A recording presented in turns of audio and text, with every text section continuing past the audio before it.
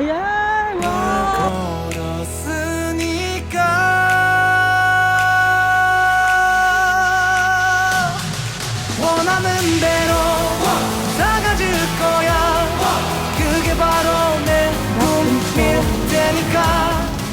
After days of being on the road, going around Sokcho and Jumonjin, and staying in different hostels, it felt nice to be back in Seoul.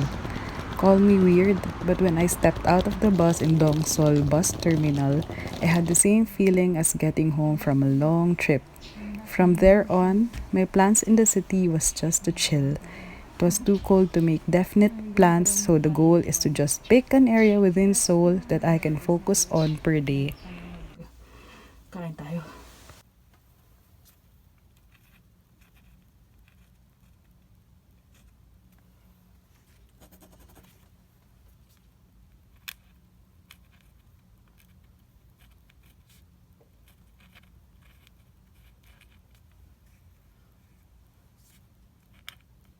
Good morning guys. So back in Seoul and medyo chill day lang today kasi pagod ako. So hanapin ko lang yung yung way ko sa first stop.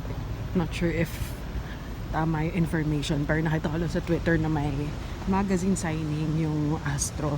Somewhere near my area. Walking distance or isang bus lang. When I reached the venue for Astro's scheduled fan signing, the place was packed but still intimate.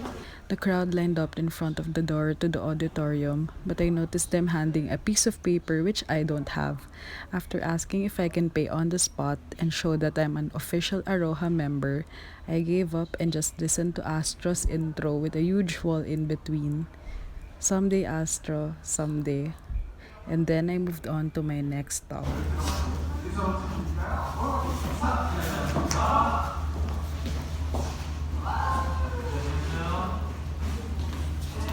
Ay, hindi ako pinapasok doon sa event. Anyway, understandable. So, daan na lang tayo rito sa Gangnam Docks. At least maaliw naman ako sa station na to.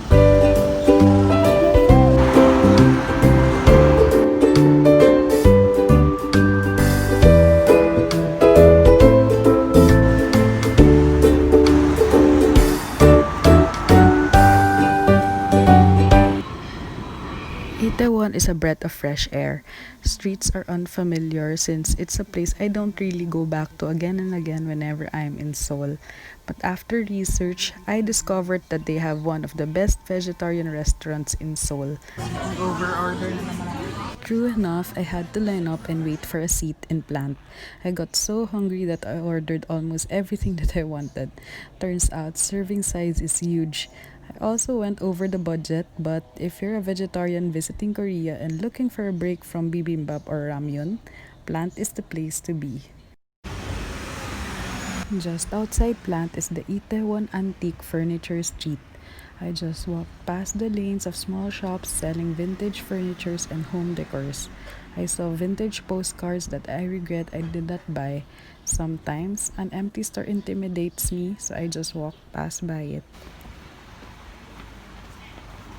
With no plans, for the rest of the day, I just hopped from shop to shop. The Daiso here in Itaewon carries a stationery collab collection with Korean artists.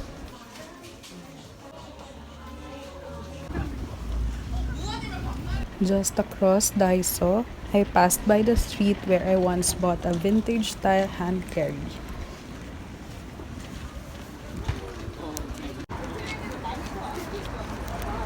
I also passed by these yellow tents with super cute fur babies, which turned out to be a dog adoption project.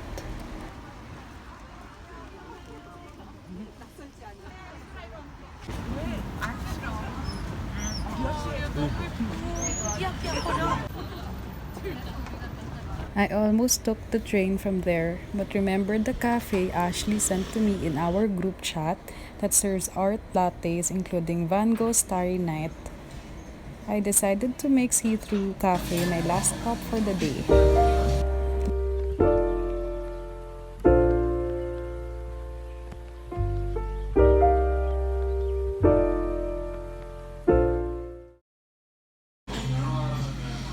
After my coffee, I was ready to call it a day when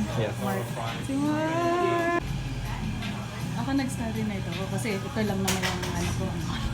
someone suddenly called my name and I saw a Filipino. He introduced himself to me as Mark and he said he follows me on Facebook. Mark just came in the cafe and I asked if I can sit with him. It's not something I usually do as an introvert, but that night I surprised myself. I was just happy that finally nakapag-Tagalog din ako after ilang weeks. Mark works in Korea for I think 2 to 3 years already. We extended our talk when he asked if I'm interested to join him in a K-drama location just a few blocks away from the cafe. Ano siya? Hindi ako maniwala.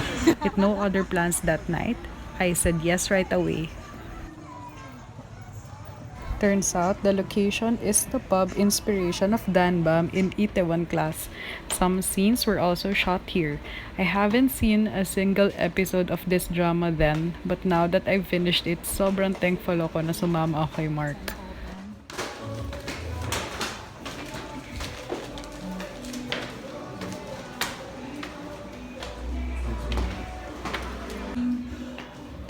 Kulbampocha or Honey Night Pub is by Gwang Jin, the writer of Itaewon Class. You will be able to try the menu from the K-drama in this pub. So lahat na ito related. On my pillow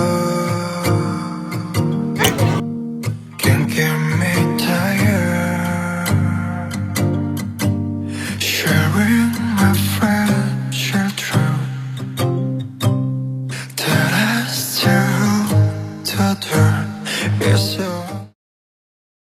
볶음이랑 순두부찌개가. 난 오늘 어떠한 흠도 보이고 싶지 않아. 그러니까.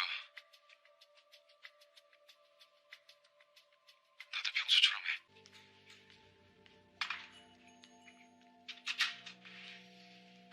맛있게 드세요.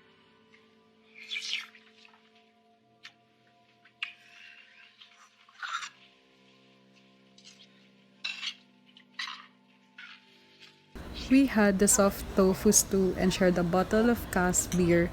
I also saw standees of Itaewon Class here and there, and the pub is packed that night. Congrats, Danbam. Thank you, Mark, for bringing me here and for the treat. Before heading for the train, Mark asked me if I want to walk around first and check out the lane of restaurants and pubs that Itaewon is known for. Buti na lang I wasn't KJ that night and said yes because we passed by a lot of spots that I saw while watching the K-drama back in Manila. 해외여행으로는 착각하게 만드는 예쁜 건물들, 세계 각국의 다양한 인종, 그리고 모두가 자유로웠고요. 세계를 압축해놓은 듯한 이 거리에 난 반해버렸어.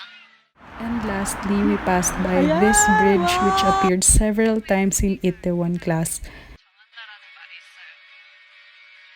말한 거는 지키는 사람이죠? 아가리 파이터는 아니겠지? 아가 뭐? 꼭 같이 일해요.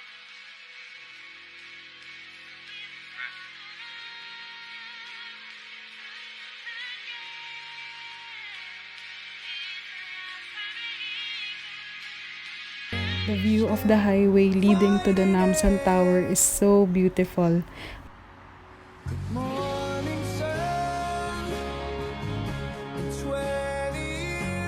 I had no idea that this spot will be memorable in IC, but either way, it turned out to be a sweet night in Itaewon. And I